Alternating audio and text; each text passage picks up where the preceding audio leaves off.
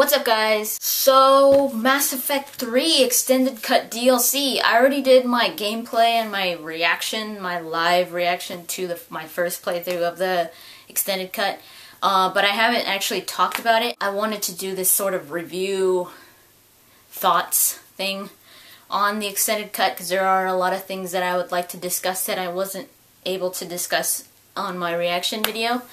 But I really hope you guys enjoyed the playthrough. I started from where BioWare had said to start, because I really didn't know what to expect. I mean, I wasn't gonna know that, oh, okay, well, BioWare said to start after, or before the Cerberus base, so I'm just gonna forget what they said and, start right after once you get to the Citadel. I wouldn't have known that, because BioWare said to start before the Cerberus base to see all of the Extended Cut, so I wasn't gonna risk it. I was gonna play this from there just to see if there was anything there, because if I were not to, I would just keep thinking maybe I missed something. But there really isn't anything different, at least not that I noticed, until you are running towards the beam. I'm gonna do another video where, a spoiler-free video regarding the Extended Cut, because a lot of you wanted me to do a spoiler-free one, just to let you know, just to see what I thought about it, and see if it's worth it and that kind of thing. But this video is not to argue. I'm done arguing. I really don't want to argue anymore. The whole indoctrination theory thing, there was so many arguing things, and then now we got this, and then there's still arguing, and I'm just like, so I'm done arguing. This video is not to argue. This video is just to share my thoughts. So everybody has their own opinion, and I completely respect that, and I just ask that you guys respect everybody's different opinion, because I'm pretty sure that BioWare, it wasn't their intention to have us all arguing about what they intended. So yeah, these are just thoughts on my behalf. If you guys want to go ahead and argue, whatever, but I'm not going to respond to them anymore. So I'm gonna start talking about from where the Extended Cut starts, which is, like I said, when you're running towards the beam. It was obvious in my gameplay and my reaction video that I liked the Extended Cut. I thought it provided closure. Where you start running towards the beam, I was super excited to see this new scene. Pretty much what they're calling the evacuation scene, where the Normandy comes while Harbinger is shooting the beam while you were running. The Normandy comes, Shepard calls the Normandy to get your squad mates out of there because one of them gets injured. I took Liara and James because I didn't know what to expect. I was like, I don't want Ashley to die and I don't want Garrus to die. They were the ones that I really wanted to take. But I was like, oh man, I don't know if they're gonna die or not, and I really didn't want them to, so I just took Liara and James because I thought they would be useful. They didn't end up dying, so that was cool. And a lot of people were like, you should have taken your love interest, and yeah, it would have been cool. I already played through that. I already went back and did that, and it was cool and everything, and I liked it. But I really liked the one with Liara as well, just because Liara was like my best friend in Mass Effect 3, and I really liked Liara in Mass Effect 3. I was never a big fan of Liara, but this time around I just really felt this connection towards her. I thought they did such a good job with her, and I even preferred the friendship relationship that I had with Liara over the love interest relationship that I had with Ashley. I thought the romance with Ashley was very dull. I just felt like I wanted more out of it, especially when compared to the love and the romance scenes with Kaidan and the ones with Liara. And I'm just talking about returning characters from Mass Effect 1, returning romances. When you compare them to those, the Ashley one is it's just way down here. I mean, it kind of makes sense just because of what happened in Mass Effect 2 with Ashley and just Ashley's personality, so it's very realistic. I could see it happening, but I was just like, oh man, I wanted more out of it. Like, I wanted to see more. That's usually what you want with romances. You want to see this big connection towards between the characters, and I just didn't get that with Ashley. and I saw the other romances, and I really liked them. I loved Kaiden's romance, and I loved Liara's romance. So I was glad that I had that moment with Liara, just because of that fact, that feeling that I had with the characters. It was like a goodbye between two friends, and that I really, really liked. The romance goodbyes are they're very touching too. I thought BioWare did a really good job with those. I saw them all, and I think the ones that really, really like made me cry and made me get teary were Tally is for sure like one of the most emotional, I think. Tally's goodbye scene in the evacuation scene was so sad. That was one of my favorites. Garrus was really hard for me to see, just because Garrus is one of my favorite characters, and just, oh my god, that was really good. They did a really good job about it. And Kaiden, I really liked Kaiden's goodbye because he looked so distraught. He looked so sad. I think he was the one character that they did such a good job on his facial expressions. In that moment, he looked so sad. Like he was really, really hurting inside. You could totally tell with just his face.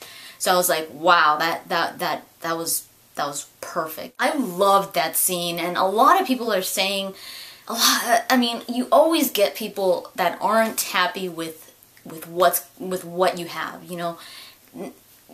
A lot of people weren't happy with the whole ending, and I was one of them. But that was understandable, you know. It was like Mass Effect 3 was gonna come to an end, and then it just hit a wall, and it was like, whoa, what happened? There was no closure and that kind of thing. And then this one, there was obvious closure, but a lot of people are still not happy with little things. Why didn't Harbinger shoot the Normandy? But it really didn't make any difference for me. I could care less about that. I really didn't care. That scene was so awesome. It was so emotional for me. It got me feeling so sad, but at the same time, I was like, oh my god, I'm so glad they put that in there, because it just added to that sense of closure. Even though that didn't really make sense, I was like, I don't care. I don't care. I mean, if that was gonna happen and you were risking that questioning, why didn't Harbinger shoot down the Normandy? I don't care, dude. You got this really awesome scene that I liked. A lot of people didn't like it, but I loved it. Another thing that I was kind of like, I was not upset, but I was like, really? I had James with me. He was my other character, and James was the one that was taking Liara up. But then I was like, would James really leave Shepard? Especially with James's personality. I mean, he's a soldier to his essence, you know. He's a soldier, and he would run out there with Shepard no matter what. So I was like, you know, James was fine. He was hurt, yeah, but he wasn't like Liara. You know, Liara was like, she couldn't go on anymore. She had to be evacuated out, and Shepard pretty much says, take her, and James takes her. I was like, man, I could have I was imagining it like James takes Liara, gives her to another crewmate on the Normandy, and turns around and goes with Shepard, and Shepard's like, no, you go back over there, and James is like, no way in hell, and he goes running with you. Little if James would be taken down, I think that would have been more believable, at least for me. But in no way does those little things, they don't ruin my view towards that scene. And I also thought, I mean, in my case it was James, but I mean, what if you had Garrus with you, like Garrus and Liara, and Liara was the one that was mostly hurt. Garrus, I don't think Garrus would have left you either. Like, if he was fine, he'd be like, no, I'm going with you. You know, she's gonna be fine with them. I'm going with you. But yeah, I still love that scene. They still didn't answer the whole thing of why Anderson didn't, or how Anderson got there to the Citadel before you did, which in my opinion is a very, very minor thing. I mean, really think about it. If they did answer that, would it really change anything? It wouldn't change anything. He would be there anyways. So that doesn't change anything. I mean, if it was this thing that would completely change the meaning of the ending and change the meaning of that whole scene, then I'd be like, yeah, what the hell? But it doesn't change anything. It's just, you know, Anderson ran over there. You were busy evacuating your team. Anderson must have made it up there already. Even though you didn't see him, you weren't focusing over there, so you couldn't have seen him. And even though he says, I followed you up, BioWare has said many times that they have contradicted themselves throughout the game, especially in Mass Effect 3, because of so many variables that they have to transfer over from Mass Effect 1 to Mass Effect 2 to Mass Effect 3. So there's so many things that they have to keep in mind that they just end up contradicting themselves a lot of times. But in this case, I really think that that is a very, very minor thing that wouldn't have any difference or any effect on this scene or the ending if they were to explain that. You know, if they were to have shown it, it wouldn't have any difference. It just, you know, it's just something that's just like, okay, whatever. Like, that could totally slide. This is another huge thing that I am really, really curious about. BioWare put it in there for some reason, but I don't think we know exactly why yet, because it wasn't in any way, shape, or form explained. When Harbinger, before he shoots you with the beam, or shoots the vicinity around you with the beam, it sounds like he says something. Like, obviously he says something. I think it sounds like he goes, hey. First, it sounds like he says, hey, save us.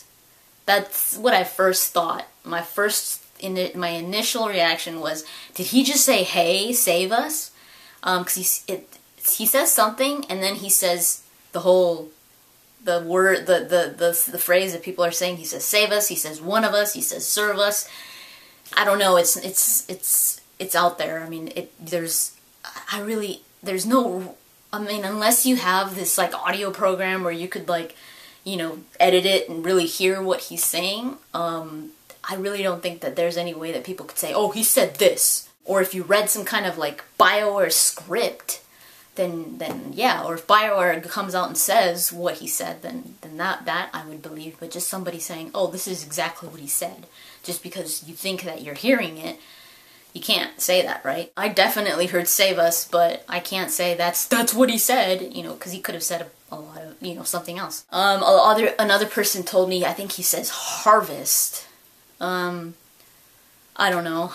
Yeah, that was kind of weird. But I think BioWare is going to end up explaining that, most likely in the next DLC that they're going to be releasing, the one focused on the Reapers. I'm not going to go into that, because that's technically, you know, still unknown, and nothing's confirmed and stuff like that. It's just a leak, and who knows what BioWare is going to do with it, especially with, I mean, the real ending of Mass Effect 3 was leaked, and people were like, they're going crazy about it, and then BioWare changed it because of the leak. So we've got this leak about the DLC, and I have no idea what BioWare is going to do about that.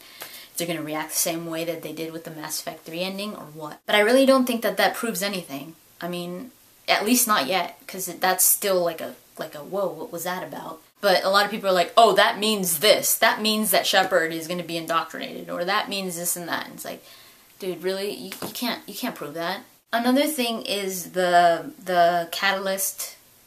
I really liked that the catalyst was, that you were able to question the catalyst, because there was a lot of things that really were like, what? Like, the catalyst made no sense in the previous ending. It was like, what? That doesn't make any sense. And now, even though it doesn't make sense, it does make sense for an AI. At least that's the way I see it. AIs don't have any emotion or emotional connections to anything.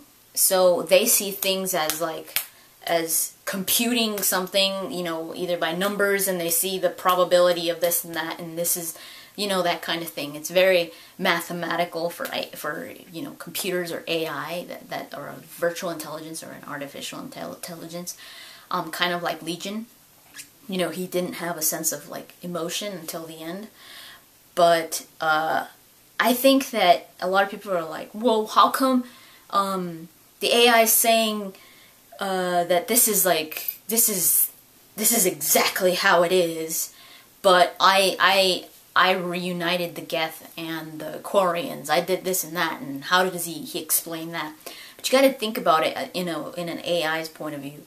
Like, if you were an AI, or if you were a robot, and somebody was telling you this, the robot wouldn't be like, oh yeah, like, yeah, totally, they're like friends now, like, the Geth are like, they changed completely, and now they're best friends with the Quarians. I think an AI would have been like, no, the probability of them, this is just a temporary thing.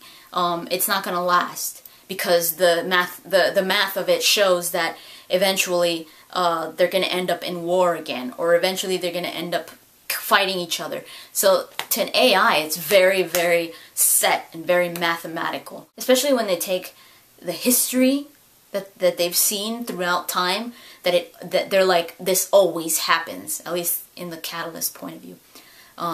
This is always happening, it's never going to change, and this is exactly how it's going to stay. Even though you might have peace now, it's not going to last because, you know, blah, blah, blah. Even though I'm like I said before, I'm not a big fan of the Catalyst.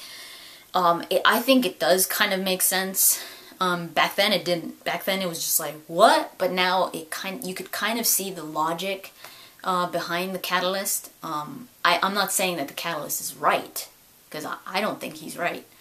But it makes sense when you're thinking of it as an AI. At least it does for me. It might not for you guys, but like I said, I'm not here to argue about this. This is just my point of view. Another thing is the rejection ending, the new ending. I think BioWare put this ending just because the other endings, the other 3 endings, they're all about you defeating the Reapers.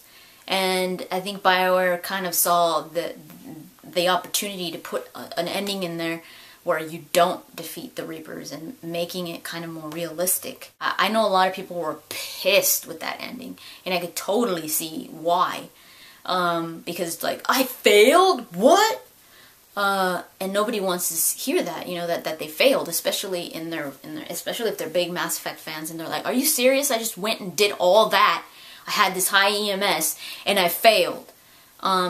I think I would react the same way, but if you think about it, it makes sense, because throughout the whole game, the point of defeating the Reapers wasn't to have all these races backing you. It wasn't that. It was the Crucible. The Crucible was the thing that was going to save you guys. The Crucible was the thing that was going to take out the Reapers.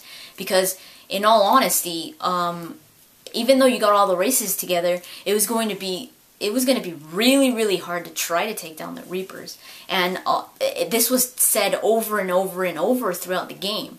No matter what you did. I mean, Shepard even left Earth to try to get this Crucible built and fixed and all that. While Earth was getting bombarded, and all the other planets, but in this case Earth, it was getting bombarded. And they left it behind. Why? Because the Crucible was very, very important to finish. Because that was the way that they were going to take down the Reapers, was with the Crucible. And by having all these races come together and supporting you and everything like that, it was to have a chance to even get there, to even do what you had to do. Because if you're like, okay, the Crucible's fixed, bye guys, I don't need you guys anymore, and just the humans go out there to save Earth, the Reapers probably would have destroyed the Crucible like that. I mean, if you remember, Hackett said, protect the Crucible at all costs. The Crucible was the one thing that they were doing. They were trying to protect the Crucible, not trying to defeat the Reapers. They were protecting the Crucible because that was the thing that was going to destroy the Reapers.